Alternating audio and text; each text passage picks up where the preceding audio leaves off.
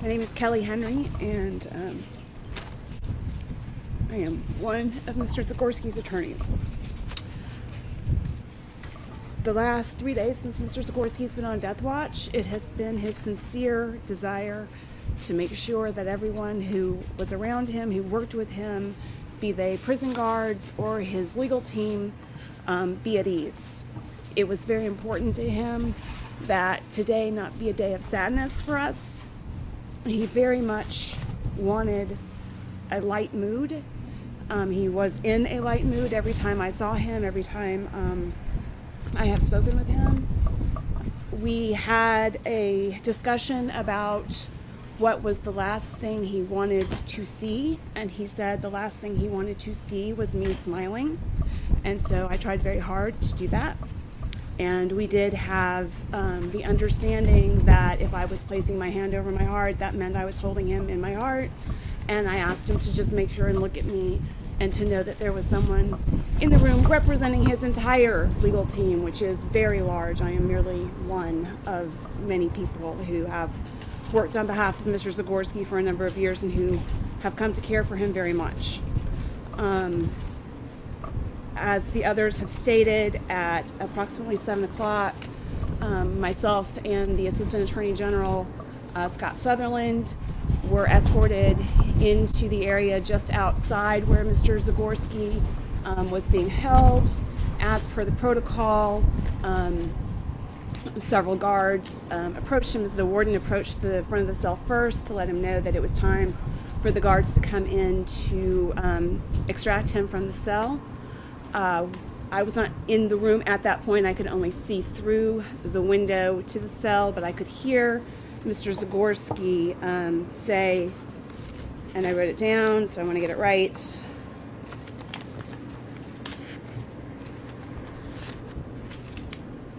He said, first of all, I want to make it very clear, I have no hard feelings. I don't want any of you to have this on your conscience. You are all doing your job. And I'm good. They then asked Mr. Zagorski to get to the back of the cell, which is the protocol. About 4 guards, by my count, rushed in, and I assume at that point restrained him in the belly chains and leg irons and handcuffs that he was wearing, as they then walked him into the execution chamber. After Mr. Zagorski was out of the cell, the door opened. Mr.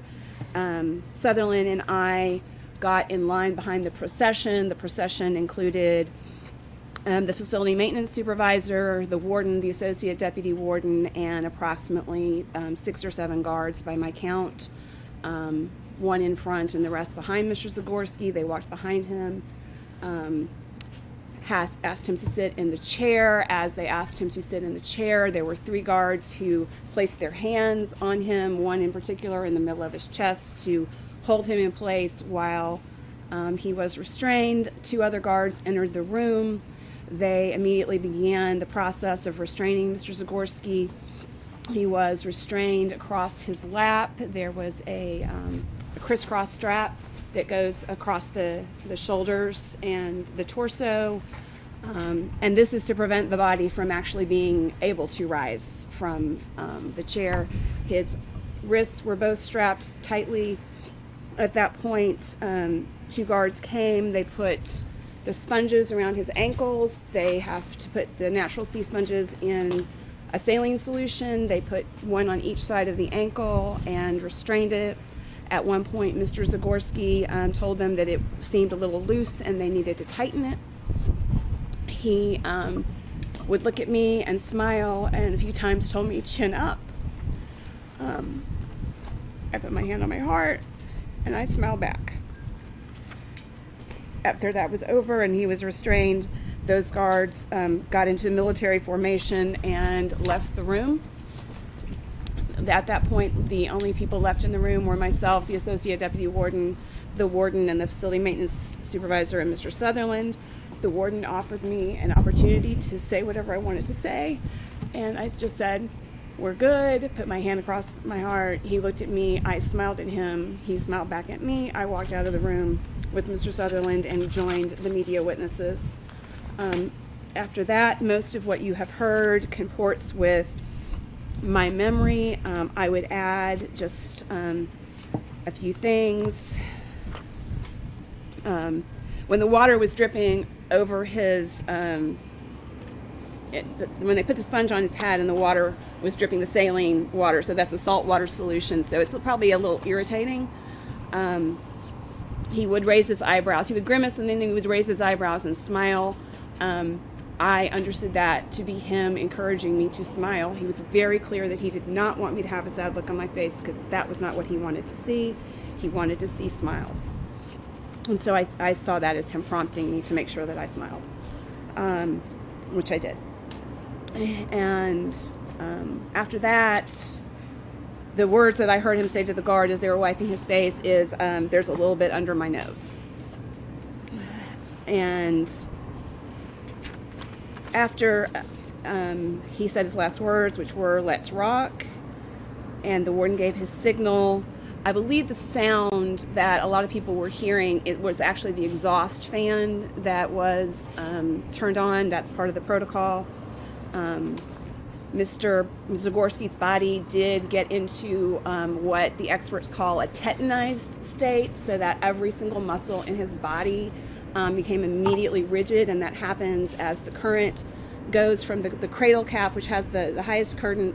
It basically is circling the body, going down one side and around and back up the next, and when it does that, every single nerve is on fire and the body is tense. So the fact that we couldn't hear any noise coming from Mr. Zagorski is really not surprising given the way that electrocution works. Any real violence to be seen would have been seen underneath that shroud.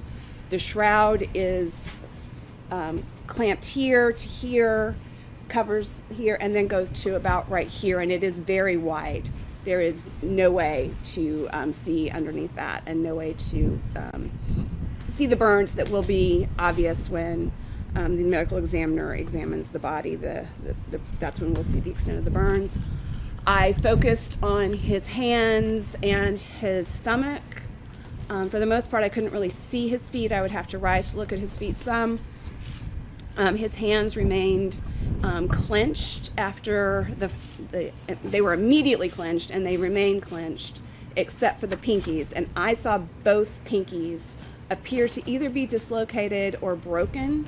That's not surprising because we do know that in an electrocution, the body suffers blunt force injuries as a result of it straining against the strap. And as it appeared as though he was actually sitting up, you have to realize that's very hard for that body to actually get up like that, considering all the straps and how tightly they have him strapped to the chair. So there was a lot of force involved with the electrical current being applied to his body. It appeared to me that his stomach was continuing to rise and fall between the first and second application of the current, indicating to me that there was still respiration between the end of the first current and the second current. I was watching for his belly. Mr. Zagorski had a bit of a belly, and so I was looking for that as signs of his breathing. As far as my observations, I think that everything else I would concur with what others had said. I also have the announcement of the time of death as being 7:26. And with your indulgence, I have a final prepared statement.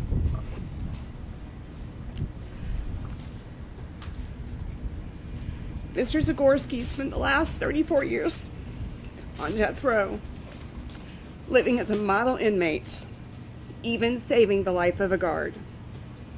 He was loved by many and leaves behind numerous friends. The world is not safer because of his execution, and justice was not served tonight. Horrifically, Mr. Zagorski was forced to choose between 10 to 18 minutes of chemically burning from the inside while paralyzed, or being literally burned to death in less than a minute. He should never have been forced to make that choice. Neither of Tennessee's current options for execution are humane or constitutional. The state must find a better method of execution that comports with the innate dignity of all human beings and the constitutional protection from torture. Thank you. Would you mind talking about, there was some uncertainty all the way up until 7 o'clock. I know you guys were inside, but it was right around, it was 6:59 when the Supreme Court ruling came down that that they were going to deny the stay. What was the thinking today, or what was the hope, or what were you trying to accomplish with that? So I have represented a number of men and women. I've been doing this work for a quarter of a century.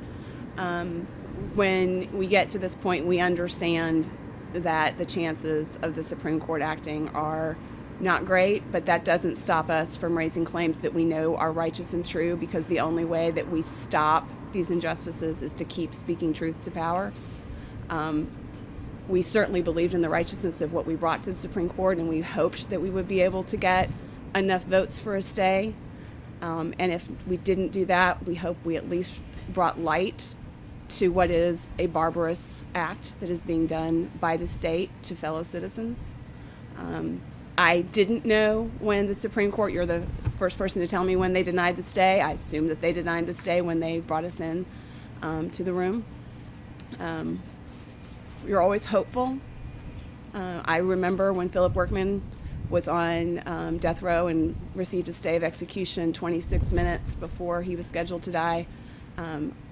When nobody thought that would happen, he lived another 7 years. So you're always hopeful, but realistic.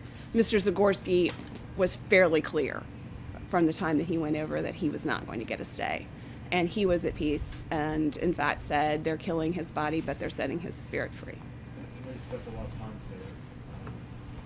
What was it like watching him die? Horrible. That's nothing that you ever want to do. And nobody in law school ever thinks that they're going to stand in front of a federal court and ask to have their client electrocuted. They don't prepare you for that.